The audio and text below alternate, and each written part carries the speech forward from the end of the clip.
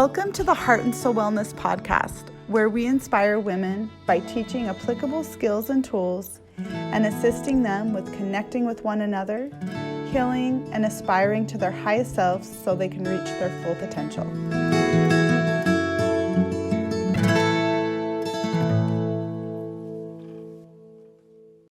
Thank you so much for joining us. It's such an honor to have Sara Hanchett with us today. And she is amazing. She is a survivor, and I'm really excited to introduce her. Sara Hanchett was raised in Southern Virginia and attended James Madison University, where she received degrees in both public relations and early childhood education. She taught kindergarten to support her family while her husband, Ross, attended medical school at the University of Virginia. They moved to Paradise, California, where Ross worked as an OBGYN and Sara homeschooled their 3 children until the Camp Fire burned through the town, destroying their home, church, hospital, and community. They've since relocated to Sacramento area and are living in Lincoln, California, where Sara continues to raise their children.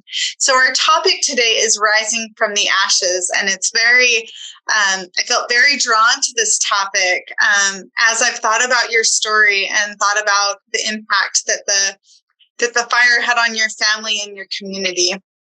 So it's such an honor to have you with us today.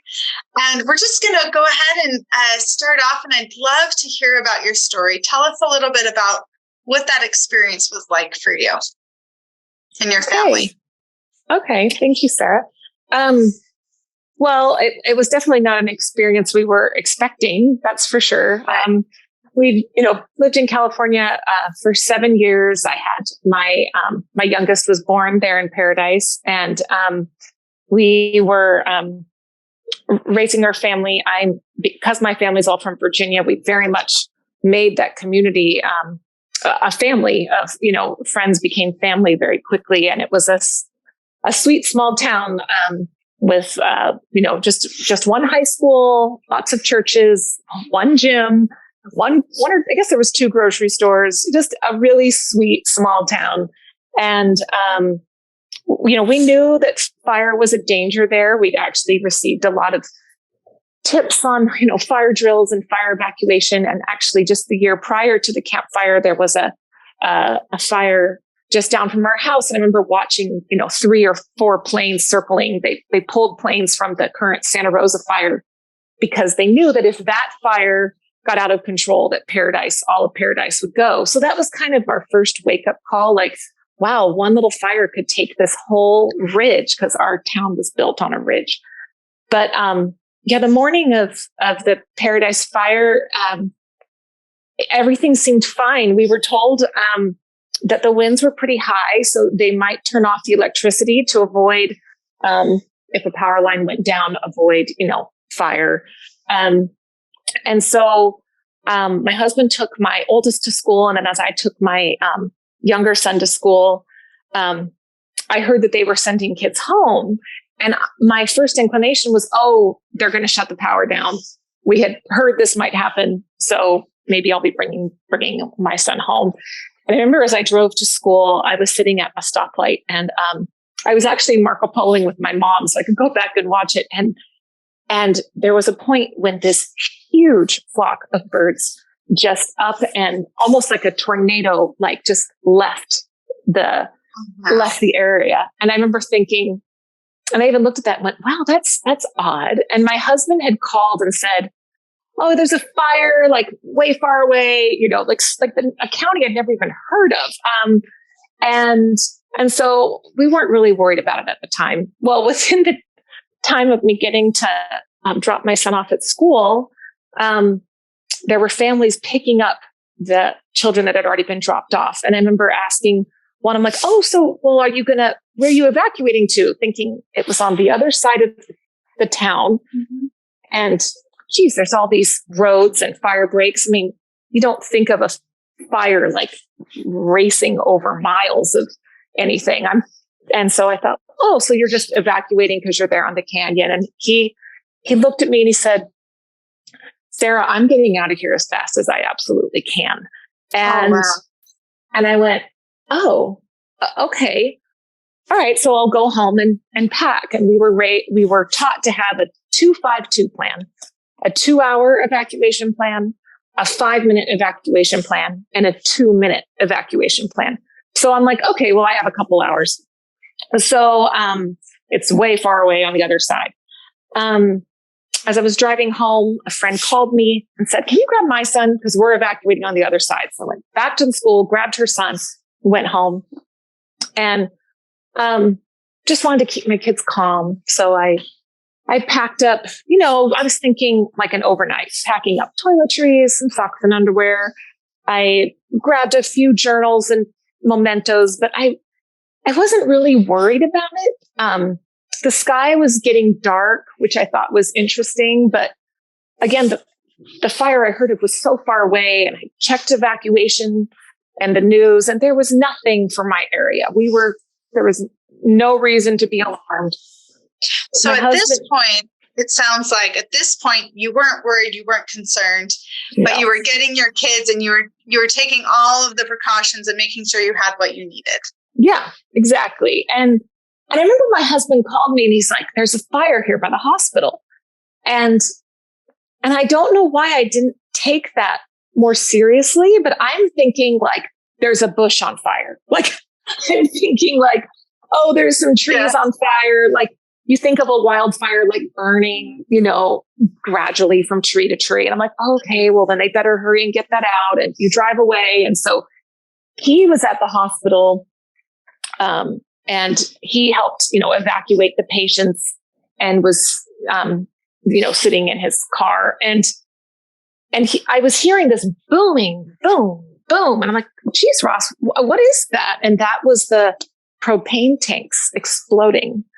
Oh. And so I'm thinking, I homeschooled my kids. So I was communicating with my friends who were homeschooling, and we were going to have a co-op at my house. I was saying, well, why don't you just evacuate to my house on the other side of town? Like, no concept of what was really going on. And a friend that was a pharmacist down in Chico messaged my husband and I together on Facebook Messenger and said, hey, I hear the fire has jumped to the other side of the canyon.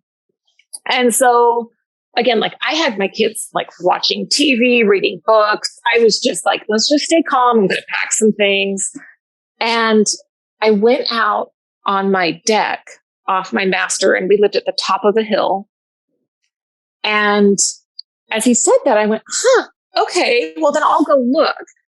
And I looked out on my side of the canyon and there was nothing. But I stood on my deck and looked at the other side towards where the hospital was, towards where the town really was. And there was just a line of orange as far as I could see to the left and right. And I could see just the black. And I remember thinking, oh my gosh, because that little fire, I think it was called the Honey Run Fire. There was 4 planes circling and it was a tiny fire. And this was enormous and there was not a plane in sight. And at that moment, I think when I wanted to be filled with fear, I had one of the more spiritual experiences of my life, I guess you could say, because as I stood there looking at it, I felt this calm literally wash over my body from head to toe. And just this complete calm and this distinct feeling that it was just gentle. It wasn't anything rushed, but it was like, it's time to go. And so, and granted, this fire's still way far away from me. I mean, it was probably, my friend called me 8:10, 8:15, 8:20. It wasn't very long. And so at that point, I just walked in my bathroom, grabbed my toiletry bag, told the kids, grab some extra underwear and your favorite toy. I had my daughter was a little more in tune than the others and had already packed her whole room up in a laundry basket, all her favorite things. And we grabbed some dog food and I was out of the house in under 5 minutes, which I can't do that today. I don't know how I did it then. Yeah. And so we just left. A friend had messaged me as I was leaving and said, "You should video your house." And I just walked through each room and kind of said goodbye. I couldn't get to some of my precious things. One of my closets was kind of jammed, and I decided not to kick it in and make a big frantic mess. I just went, well, I'm just going. I just want to be calm. Mm-hmm. I just want to leave. This doesn't matter. It was genealogy stuff, but I'm like, it is what it is. And so I did video my garage as I just walked in to get my car, and we pulled away. And so we drove, pulled away, and the line of traffic was getting heavier. And I decided to take kind of a shortcut through my neighborhood, knowing how the left and right hand turns were, that I didn't want to wait for a stoplight. So I went to an area where there was a stop sign to the main road that I could turn right on, which was a huge blessing because I'm turning right onto the only road out of town. Meanwhile, my husband was on the other side of town. He had to turn right to head up out of the hospital and make 2 left-hand turns to get to the main road. So I called him, and he said, I think at this point he did say that he was getting a little nervous. He told me, and I started to realize the severity of it, that he was watching the bumper melt off the car in front of him. And thankfully that day, I was just like, oh, okay. As I'm trying to stay calm, I'm starting to realize this is getting intense. And he's not there to brush fire. He's there in the midst of a fire. So there were pictures that circulated of a burned ambulance. And my husband actually was the one that took that picture of an ambulance on the side of the road. So what was happening was the heat was so great on the sides that you had to stay in the center of the road.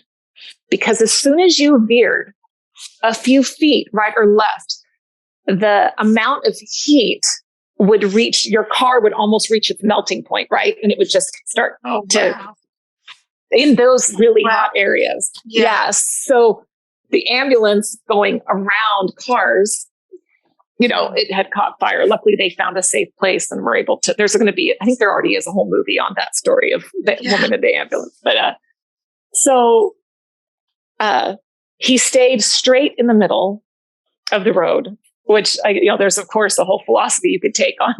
Just stay in the middle, stay straight. Right. And he was luckily in our truck, which he never takes to work, but he was in the truck. And we eventually lost coverage. The 20 minutes down the hill to Chico became 40 minutes for me.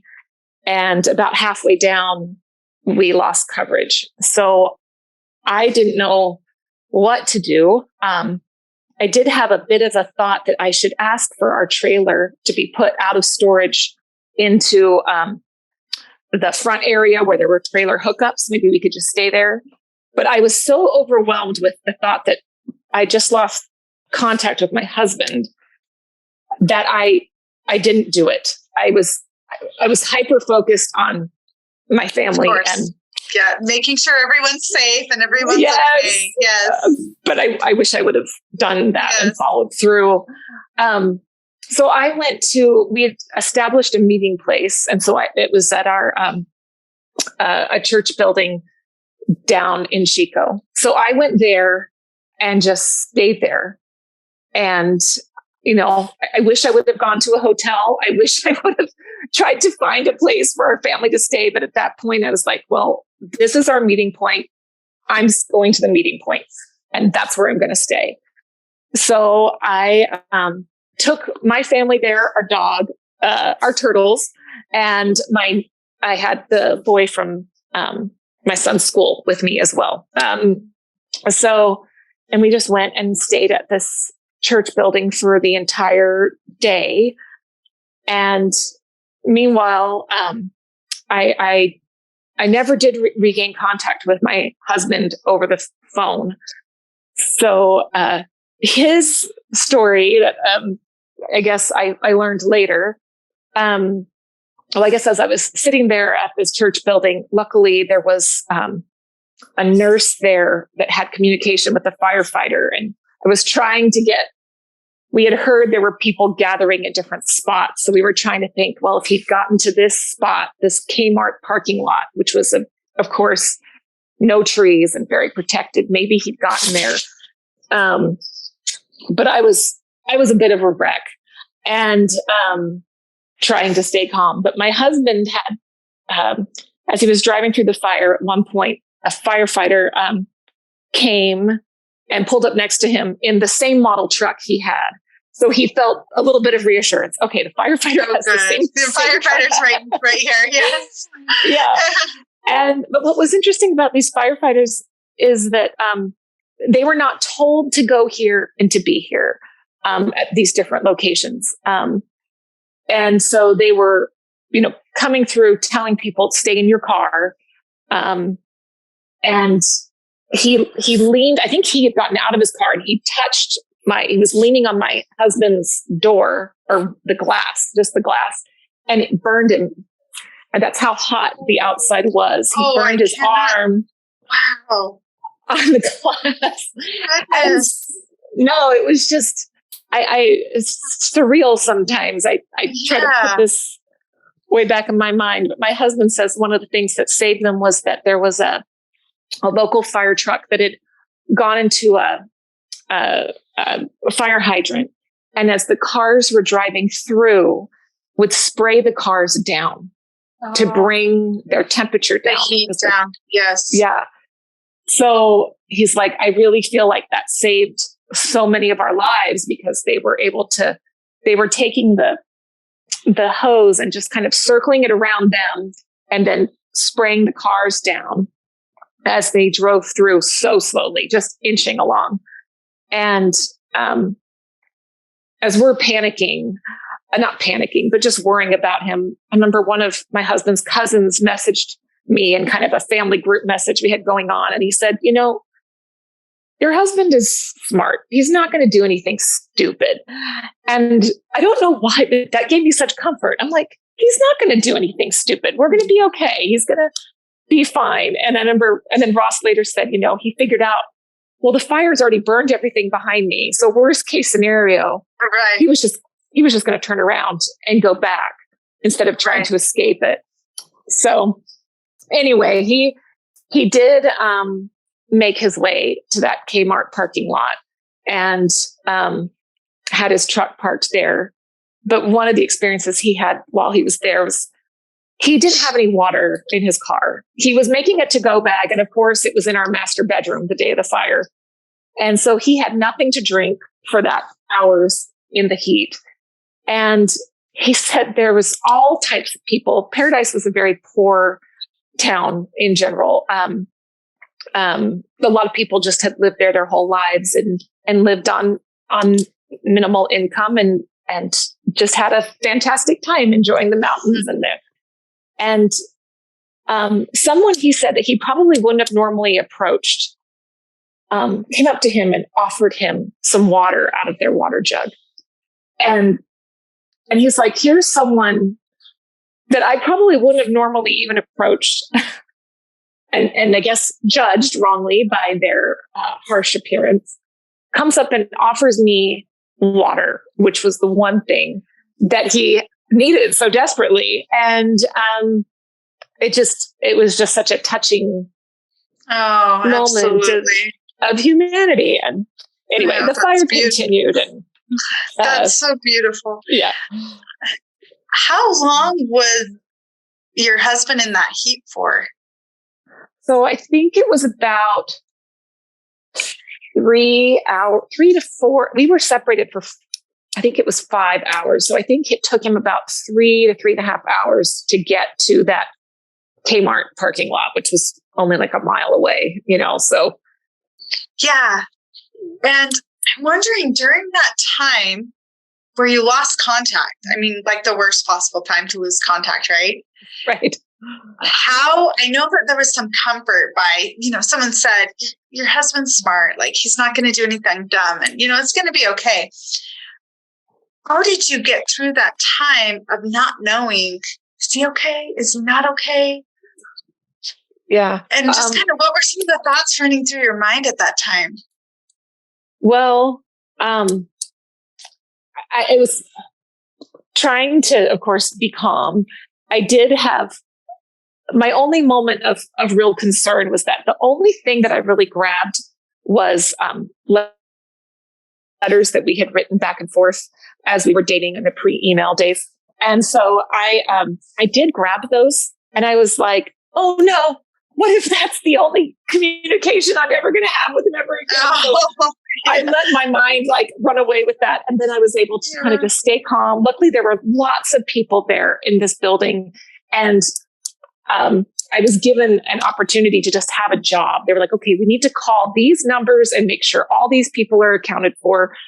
And so I was able to kind of just try to find something else to do. And, we had old babysitters that had heard that where we were, and people knew that my family was there and that we were separated.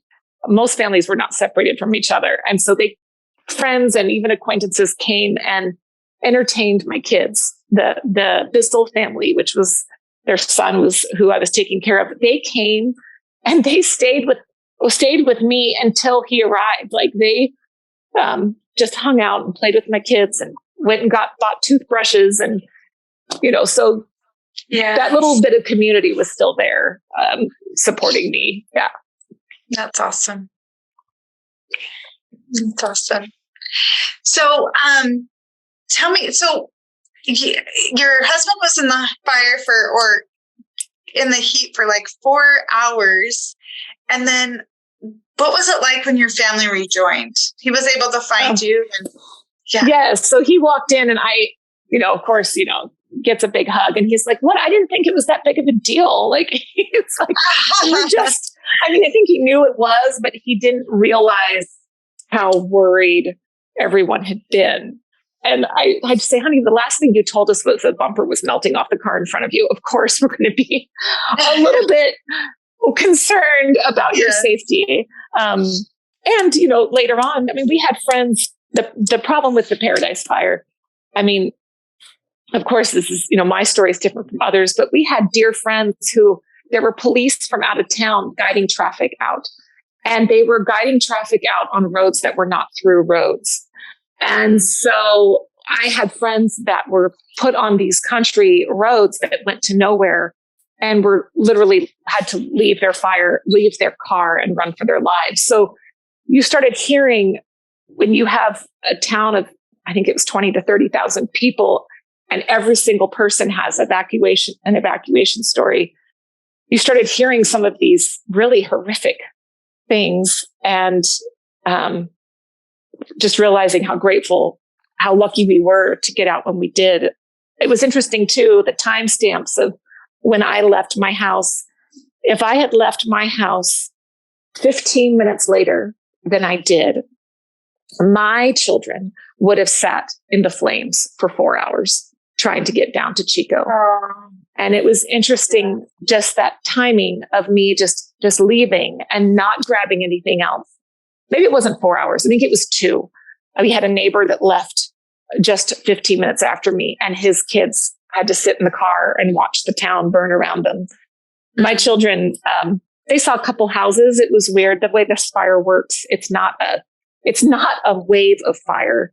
It's the ashes travel and get into the attics, and houses burn from the inside out. So it's kind of a different, it's more of an urban fire. Yeah. So but no, definitely it's the support of friends and strangers during that torturously long 5 hours was key, and having something to do, So yeah. It's interesting, the synchronicity of the timing and how it worked out for you, and how that timing was critical in, your family making it to where you needed to be. Yeah, for sure.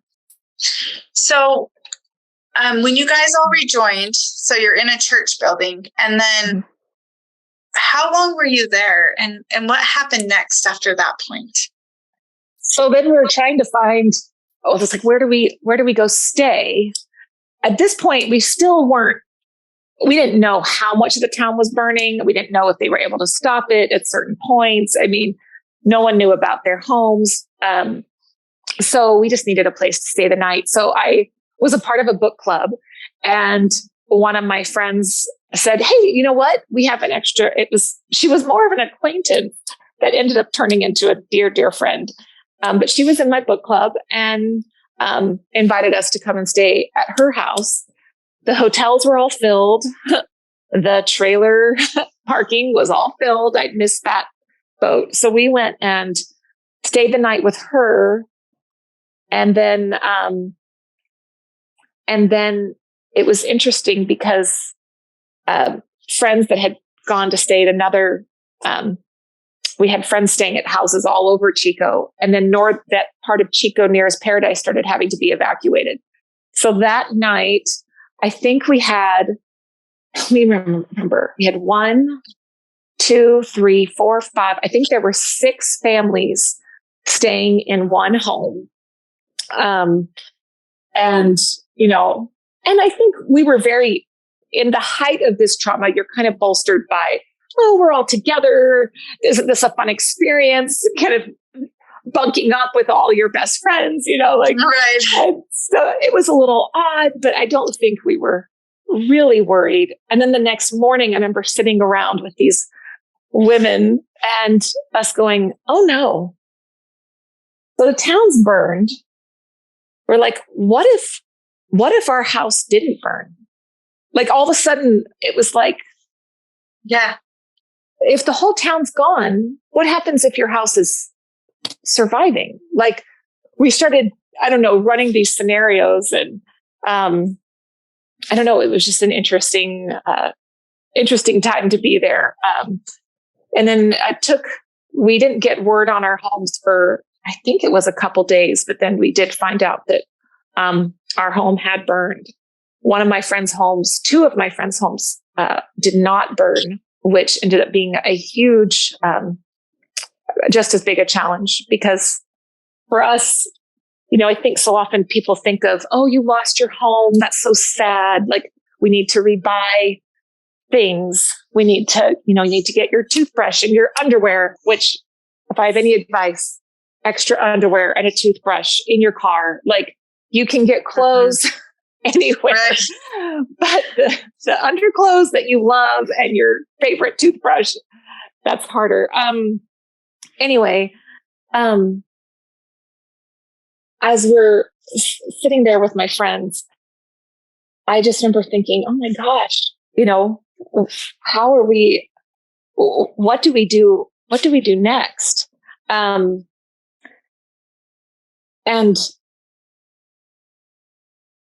I guess it ended up being it was a couple days before we found out about our home. And so it was then just the process of slowly rebuilding. Oh, sorry. Back to what I was going to say though.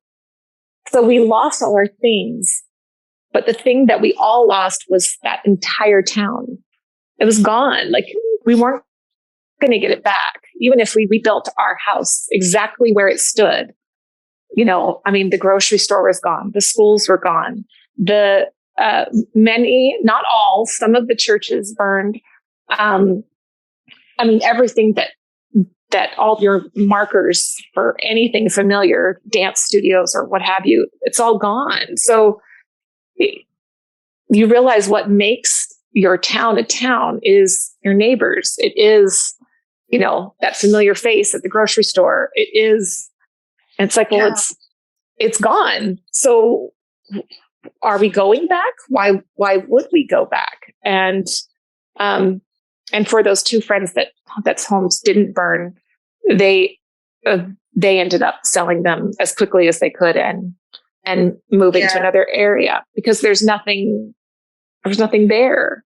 Nothing left. Yeah. Yeah. So, and then for me as a homeschool parent, it's like you have this collection of books and friends and community that you built for your children to be educated. And I remember with that gone, I don't know, I felt a huge loss of myself because I now couldn't provide for my children what I wanted to provide for them, for their education. And and rebuilding a life with great teachers and music and a community of friends takes time. And so Absolutely. for us, we ended up moving about, if you count how many times we moved all our possessions, about 20 times. And at one point we were in Idaho for 6 months and then ended up back in California, and took the time to rebuild, and I guess rebuild in a different sense of finding a new community and kind of figuring out who we are after all this. I felt a change in my personality. I felt a change in what I like to do, things that I loved.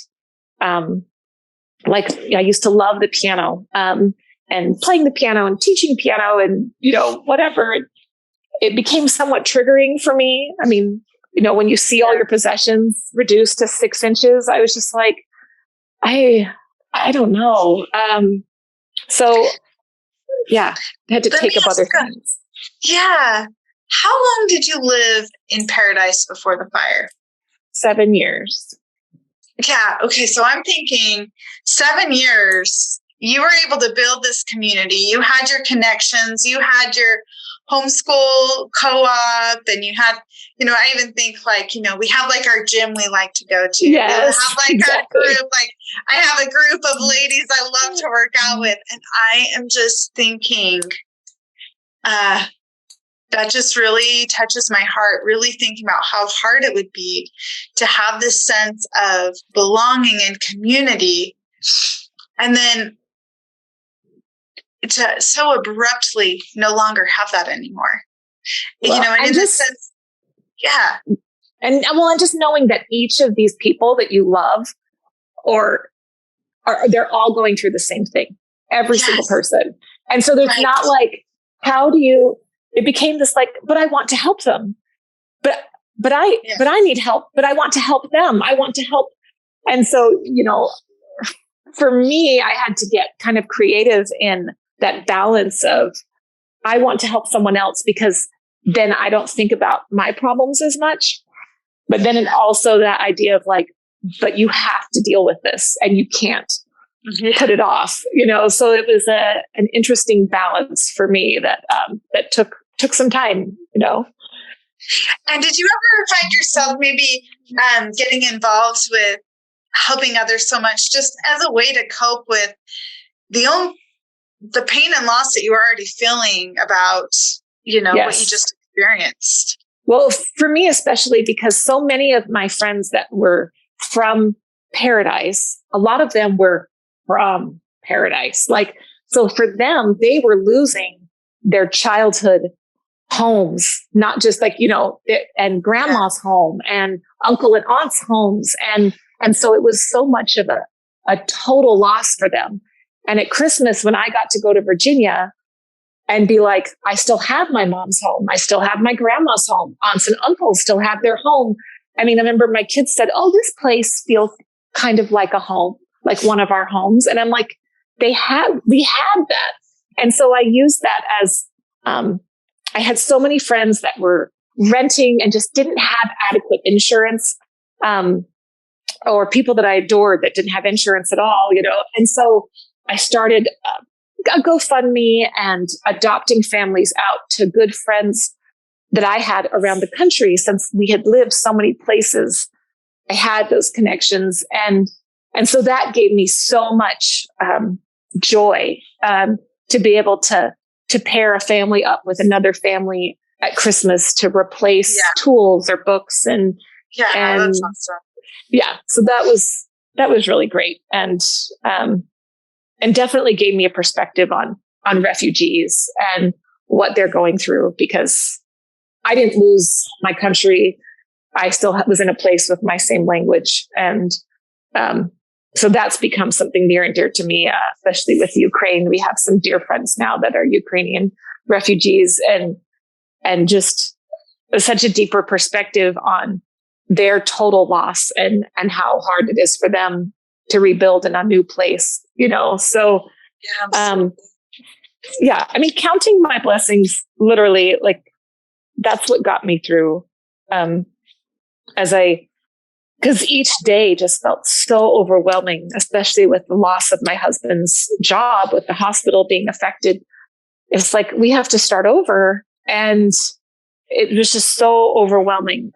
The only thing I could do to keep myself afloat was just to make a gratitude list. And it started with all the little simple things. Oh, family. I always started with the fact that my husband was alive. I'm so grateful that he got out of that. But then I just started a little hashtag gratitude in any circumstance. And I didn't want to journal it because journals burn. So I put it online.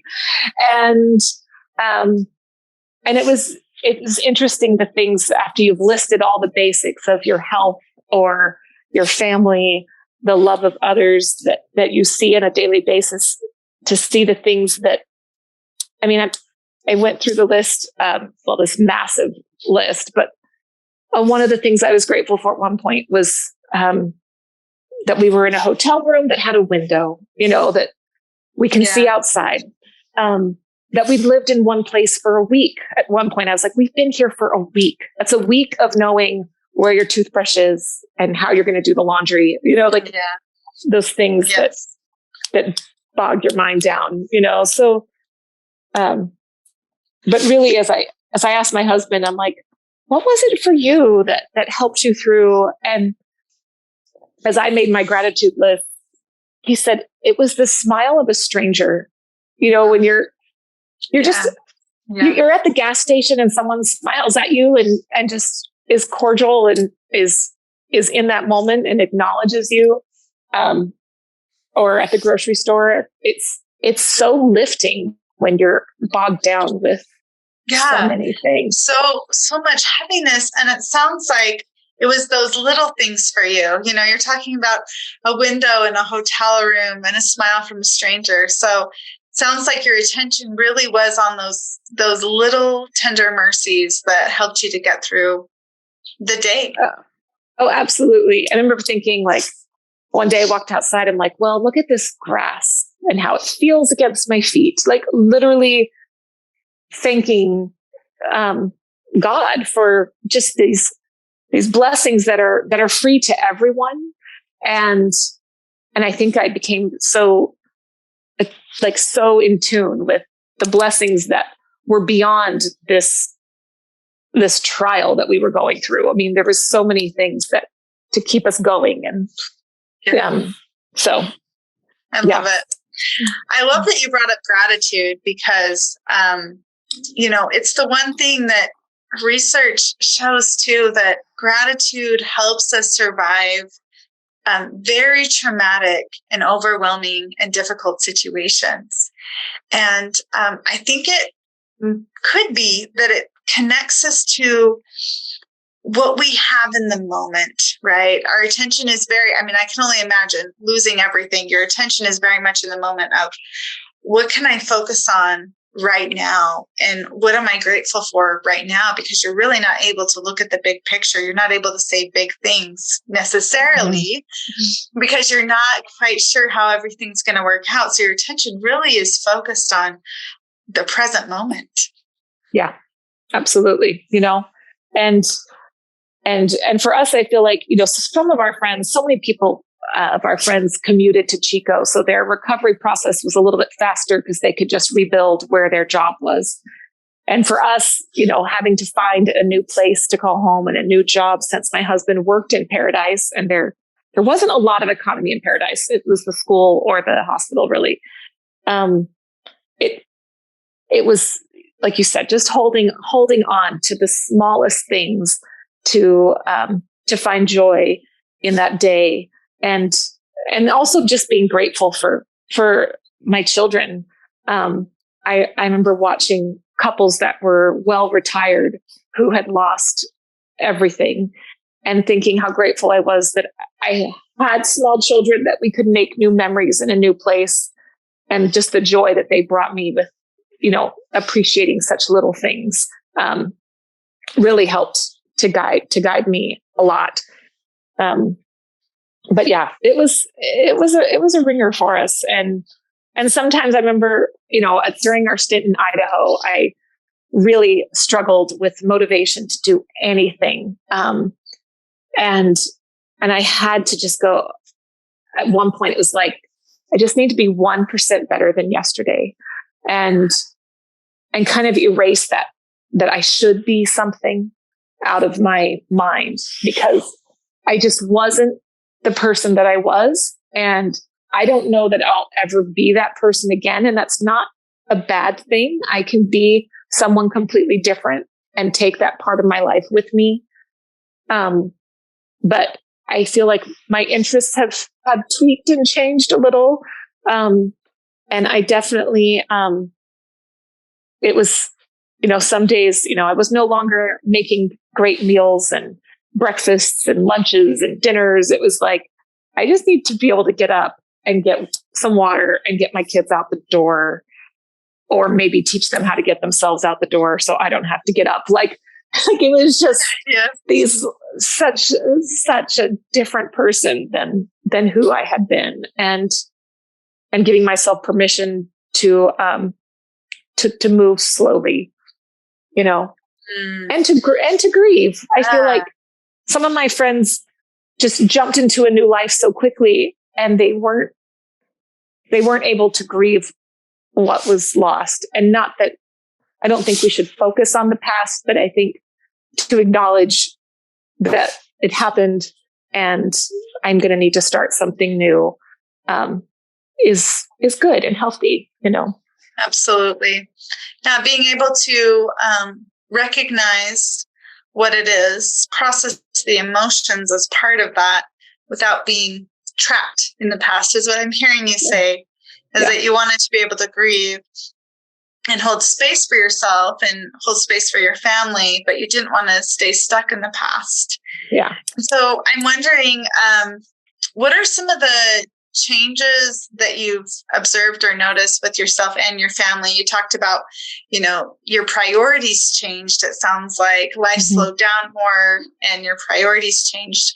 What are some of the other changes that you've noticed with you and your family since that time? Well, I wanted so desperately to find that community again. And so for me, as a homeschool mom, where my kids had gone in and out, obviously that day I was dropping one of my kids off at school. So I had some kids that I was gradually getting into public school and some kids that I was homeschooling. And I went, you know what? The benefit of public school is the community that it offers.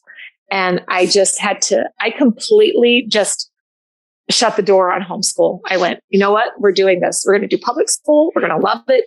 And we're going to go and make friends and have this community. And I had to just change my perspective on that. And then I had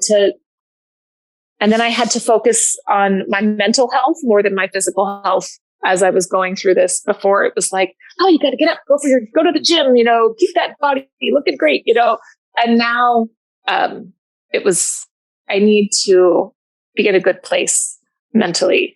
I need to make sure that I have enough energy to be here for my family.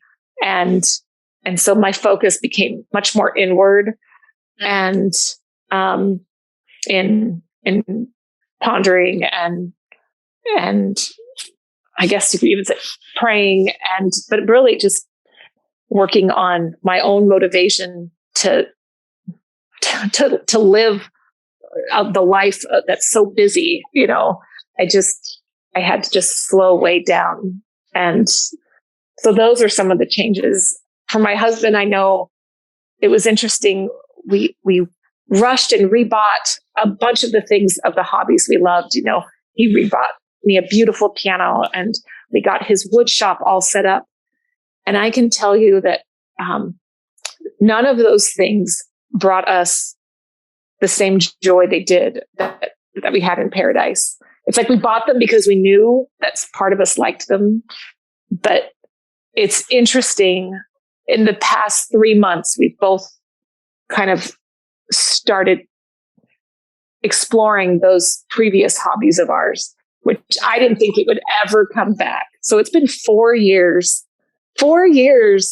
And that's how long it's taken for me to be like, I think I do miss the piano, where I used to just kind of hate it, like, or my husband to want to do. Yeah. So what are some of the things because it sounds like a lot of things shifted, and that makes sense to me, that there's some activities that were so important to you at one point that it took some time to come back to. But what are some of the things that helped your family to heal, and to be able to process some of the grief that you experienced? And I know I'm hearing community. It was so key and important for you to start to rebuild that and redefining what life looks like and creating new priorities and making sense of all of it. But I'm curious if there are other things that helped your family with being able to move from the grief and thriving again and moving forward. Well, it's interesting. I mean, every person is so different. I mean, I think if I asked each of my children that question, I'd get such different answers, because for my youngest, it was, it was interesting. It was a long time before our family had a time alone where we weren't living with a stranger or even with a grandparent. And it had been 4 months or 3 months since the fire. And I realized we were at my mother-in-law's house and she was gone for the evening. And it was the first time our family had been alone to talk about the events of the past few months since the fire. And my youngest just completely broke down. And for him, I felt like that process of healing and grieving has been the longest. He was 6 or 7. And so in some ways, his childhood kind of went up in flames, and he lost a lot of that, and so for him, the healing process has been very long, and it's involved, him always needing to be with someone at night, always needing a nurturing hand, needing the most nurturing teacher, needing the most, whatever activity I could give him that was similar to what he had before, trying to help remind him. Yeah. But then for my daughter, I can tell you by the second night, she was done and over it. She was like, I want to focus forward. I'm done talking about this. I just want to move ahead. I want to go forward. And where are we going? What are we doing? Let's do it. And so, and then for my oldest son, it was all about the friends. And so for us, moving to Idaho and getting established and having this great friendship group, and then us having to move again because the job situation did not work out, that was harder for him than the fire, because we had given him his friendship group again and we had to tear it away and he had to start over. So for him, the healing process came completely from that interpersonal interaction that he had with kids his age, and just being able to kind of start over. And then I think for my husband and I, it's just being in a place to establish routines again, just to have a family meal. And we learned a couch and a kitchen table. That's what you need to survive as a family. You're right. It was the family dinner and a place to sit. Everything else doesn't matter. You can sleep on a camping mat or a sleeping bag, but those two things, once we had them established again here in California, seemed to help. But of course, it's making new friends and having a community. For us, we're very blessed with a church community. Wherever we move, there's a church community that just enveloped us and welcomed us and seemed to want to try to understand. Even if we didn't want to talk about it, they just offered their friendship instantly. So we were very lucky to have that as we were grieving the loss of another community, Yeah. Yeah. It sounds like you were received with open arms. It's beautiful. Yeah. Well, just in wrapping up, I'm wondering if there's anything else you'd like to share with our listeners about your experience. I mean, I guess the big thing that I took away from this is that in whatever challenge we have in life, if you zoom out far enough, you can see that there's hope, that it's going to be okay. You can zoom way out and be like, this isn't going to last forever. I'm going to find a way to get through this.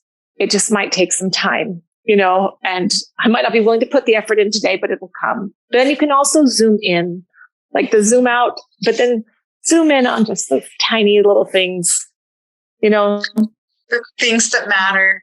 The things that matter the most. The things that matter and the things that don't matter, but that bring you joy. I mean, come on, a flushing toilet is great, and you can get them almost anywhere, So yes. it was things like that went, all is not lost. We're going to be okay, One last question I have for you is how this has changed your perspective on challenges and difficulties that you run into now after surviving something very traumatic like this.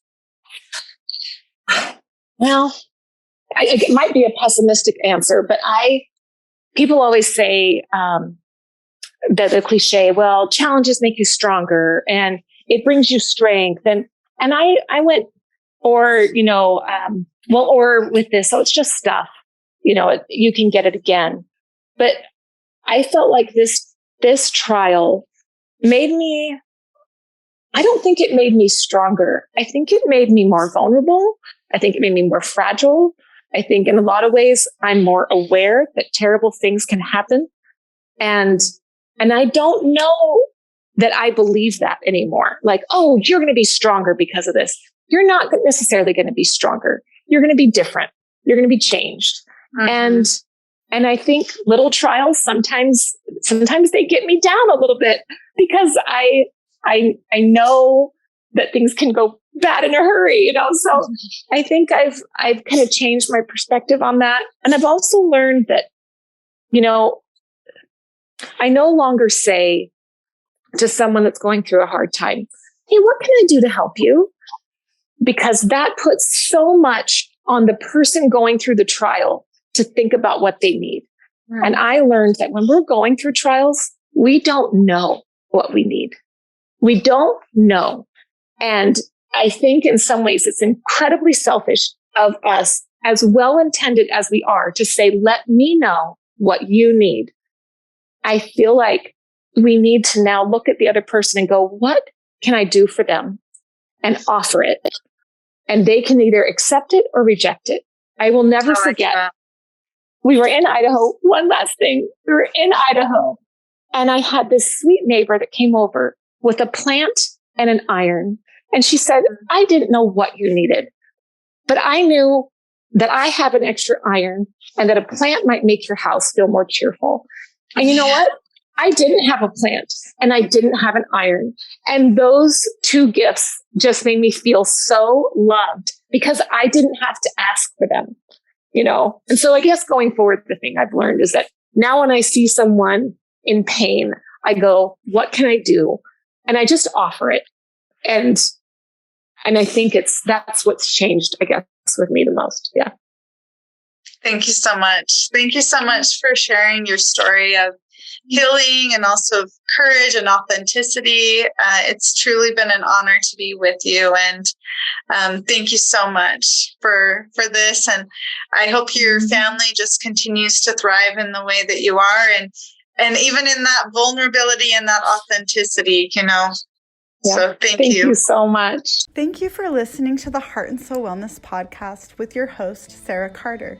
Make sure to like and subscribe. And if you have any thoughts about what we talked about today, leave a comment. Also, you can find us at heartandsoulwellness.org and on Facebook and Instagram.